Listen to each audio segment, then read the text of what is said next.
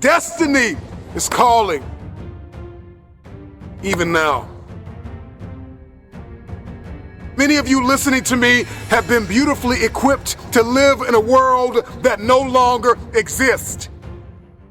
But I want to give you a new word for change, and that word is evolution. And you are either going to evolve or expire. See, everything changes. The economy changes, relationships changes. We change mentally and emotionally and physically, and you are either dying or you are either living.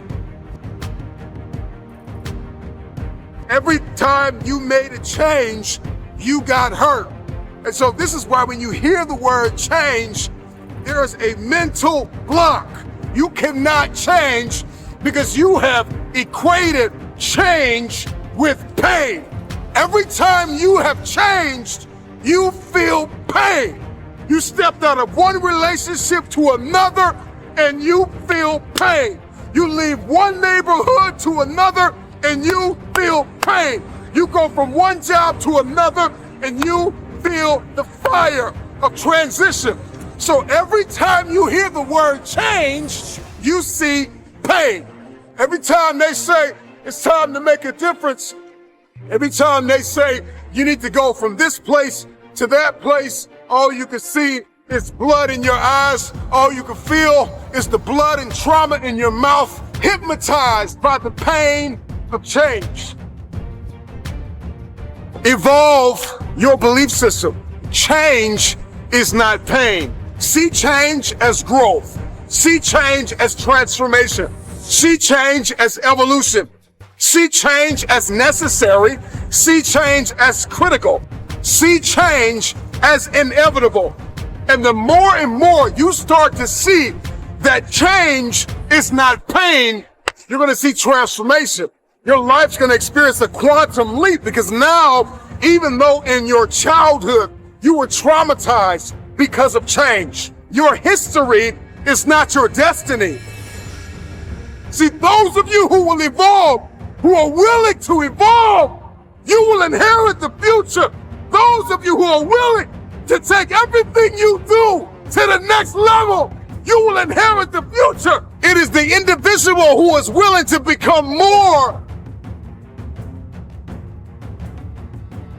Change is inevitable, and you are either changing for the worse or changing for the better. You decide.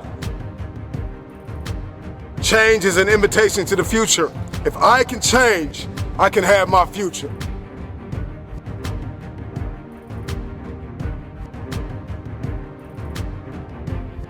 Another reason why people hate change is because not only do they see change as pain, but all they see change is as failure.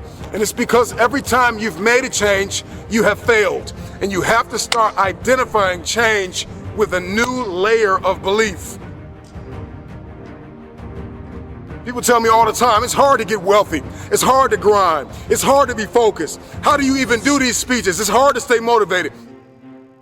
It's hard to stay broke. It's hard to stay depressed. It's hard to stay governed by anxiety. It's hard to be inconsistent. It's hard not to have daily disciplines. It's hard not to believe in yourself. It's hard to be broke. It's hard to be poor. It's hard. It's all hard. So choose your heart. You either go work for it, you're gonna sit there and let life knock you down and dare you to get back up.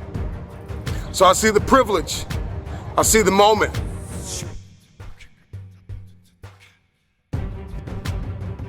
I see change as pleasure. I see change as transformation. I see change as evolution.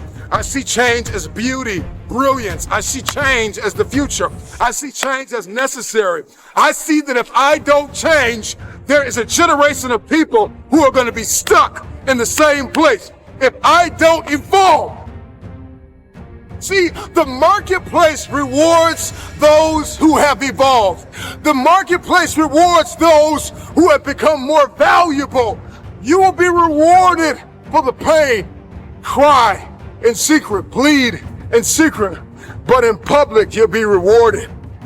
And if everything you listen to goes over your head, you are going to miss your moment and stay living in the midst of the madness of impossibility, the lie. Somebody lied to you and told you that it was impossible.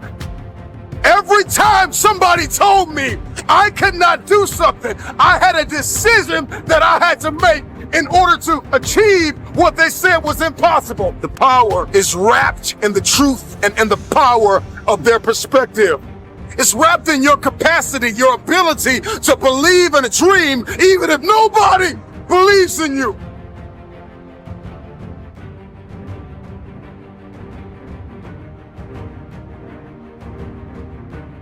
Destiny is calling.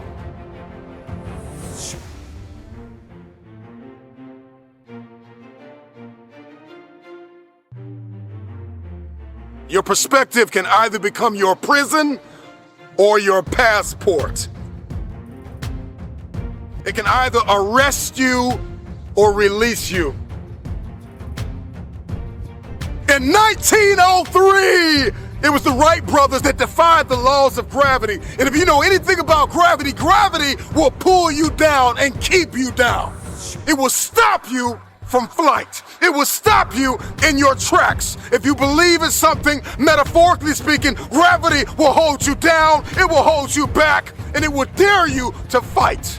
Your perspective can either be your prison or your plane. I don't know about you, but today, I made the decision to defy the laws of gravity. The first successful heavier-than-air powered aircraft was designed and built by the Wright brothers. They flew it 4 times on December 17, 1903, near Kill Devil Hills, about 4 miles. I believe possibility is destiny, and it is fear that keeps us arrested and apprehended by the spirit of impossibility. I'm gonna tell you this right now, and nobody else is gonna tell you this. Impossible is a spirit, and you've got to arrest that spirit or it will arrest you. Impossibility is like a soda fountain, the easy way out, the path of least resistance, because to say something is impossible, to give up, to cop out, to fill your cup of carbonated excuses, it tastes good, but it doesn't sit well as it goes down into your system. To remove the 2 letters is the grit of existence, the binding faith of hope to your chest and letting your heart beat. You gotta rewrite the code, you gotta rewrite the script. Calling all reformers, I'm calling all innovators, I'm calling all game changers, I'm calling all world shakers, I'm calling all city shifters, I'm calling everybody that has an inkling of faith in themselves. I'm calling everybody. You will inherit the future.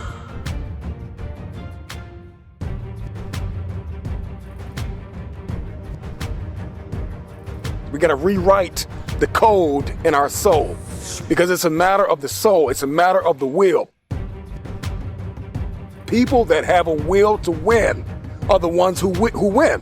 These are the people that see the future. These are the people that see not where the hockey puck is, but they see where the hockey puck is going.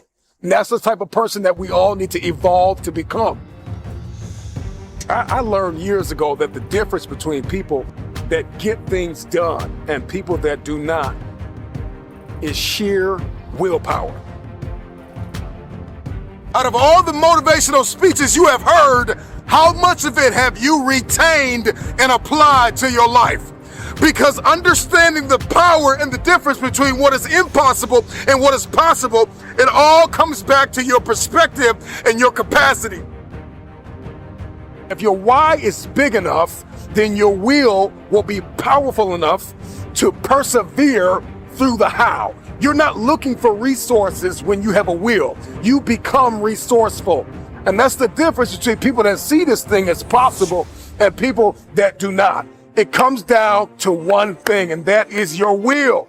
So you don't want it bad enough. You don't want it bad enough. That's why you can't get it done. And so the how intimidates you.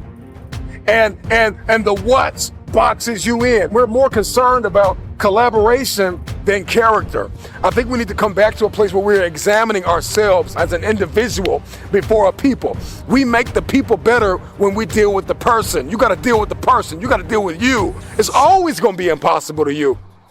if you don't see the power of your will and the power of your why.